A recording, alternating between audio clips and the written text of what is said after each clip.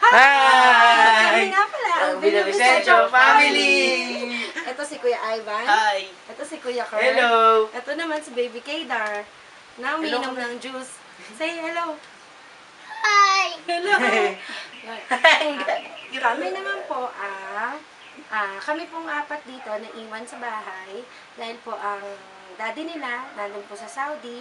Kailangan po magtrabaho kasi naman po nakita nyo ang lalaki ng mga anak ko. Tapos dumagdag pa tong si Kedar. Si Kedar po nung lumabas para na kami nagkaroon ng isang laruan na paikot-ikot po dito. Napakakulit po niya.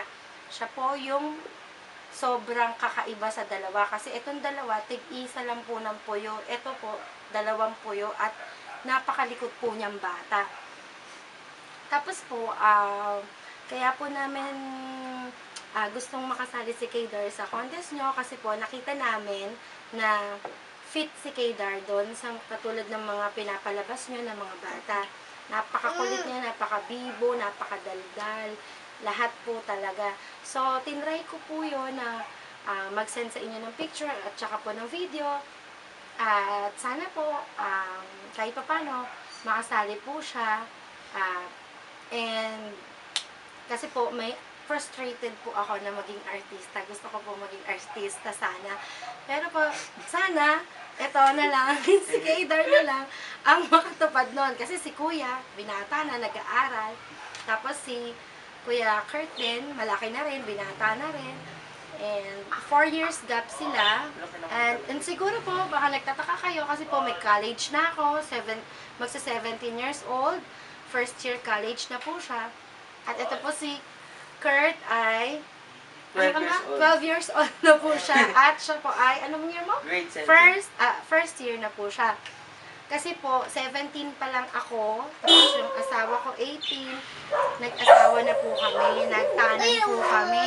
Kaya lang po, yun nga, sinasabi namin sa kanila, huwag nila kaming tularan. Kasi napakahirap po ng pinagdaanan namin. Unang-una po, maaga po kami nagbanat ng buko. Hindi po kami nahingi ng tulong sa mga magulang namin. Kami po talaga ng daddy nila. Talagang naranasan namin yung hirap ng pag-aasawa ng maaga. Andyan po yung dumating yung punto na wala talaga kaming pera. As in, wala kaming pera. Tapos po, nag-a-apply kami ng trabaho. Ang lunch po namin, yung banana queue lang po sa mga sidewalks. Yun, sobrang hirap. At saka po, mahirap kasi hindi rin, wala kaming degree, although nakatapos din naman po kami ng vocational, nakapag-college naman din po. Kaya lang po, mahirap pa din po talaga. Kaya lang, sinasabi namin sa mga bata, kayamanan nila, yung pag-aaral nila, yung suporta ng daddy nila, kasi yun po talaga yung pinakamahalaga at saka yung pwedeng ibigay namin na maipagmamalaki talaga yung pagpapaaral sa kanila. And ngayon naman po, kahit papano, nasanay na kami kasi 8 years na rin po siyang nag-a-abroad, pauwi-uwi lang. Dati po, every 2 years. Ngayon po, yearly na. Kaya medyo okay na po. Andyan yung time na ang hirap po talaga ng walang yung kabiyak mo dito. Kasi po, lalo pag nagkakasakit sila, eto, nagbinata na, hindi niya nakita. Ganon din siya. Kaya, pero ngayon ho, siguro, naintindihan naman nila, na-explain ko naman po sa kanila kung bakit, at yung daddy nila, nasabi na rin po yun, kung bakit po, kailangan niyang mag-abroad, kasi po talaga dito, ang hirap na po talaga.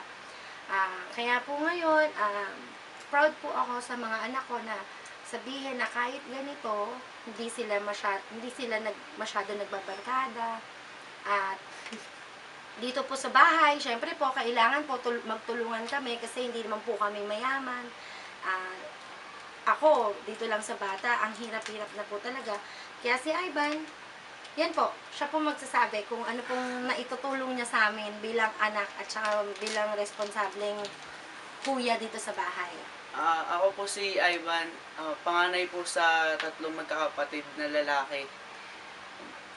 Ang natutulong ko po dito sa bahay bilang panganay is pag inaalagaan ni Mami si Kedar pag may sakit, ako po yung nagiging nanay na nagluluto, naghuhugas, minsan nagwawalis, tas nagmamap. So, pag wala po akong pasok, nilalaro ko po si Kedar madalas. Lalo tsaka pag galing ko sa school. O, tapos pinapagalitan mo din, di ba? Dahil Minsan ikaw yung lang, nanay, di minsan ba? lang. O, pinapagalitan mo din siya. Pinapalo. Pinapalo mo rin siya. Hi! O, kaya yun. Uy, Kaya, Ivan! pagdating ni Kedar, magsusumbong na siya sa akin. O, ito naman po si Kuya Kurt. Hello, ako nga po pala si Kurt. Ayan, Kurt. Kuya ni Kedar. Ako lagi nag-aalaga kay Kedar na pag wala sila dito lahat. Kaming dalawa lang Siya din po naiiwan. yung nagpapagalit, tsaka po sinisigawan niya rin po si Kedar.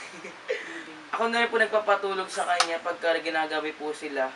Kami po lagi magkasama madalas. Dugo! Ako po nagmamap dito. No, walang dugo. Yun lang po. Pucho! Nagpa-map, po, yun po.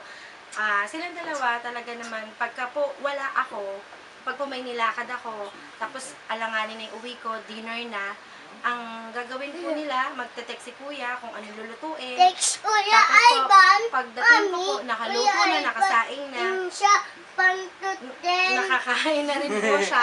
Tapos po, nakahilamos na rin po Agay! yung mga bata. Pagdating ko dito, Patak okay to! na, wala na po akong Mamitin! gagawin. Maglilinis na lang po ako ng bote. Inom din. Ganun po yung ginagawa namin. Hayaan mo siya. Kaya po, sana po dumating yung chance ni Kedar na No. makapanalo rin dyan. Kasi po, malaking tulong din po sa amin. Matutumbo. Lalo na po, Tumba. medyo lumalaki na rin yung gastos ni Kedar. Gatas, diaper, yan. Katulad po niyan, kakatapos lang po niya magkasakit. Sana po talaga, Dito madali. matanggap po si Kedar. Maraming salamat po. At kami Bye-bye po ka. ang Bye-bye! Family! Bye! Bye-bye!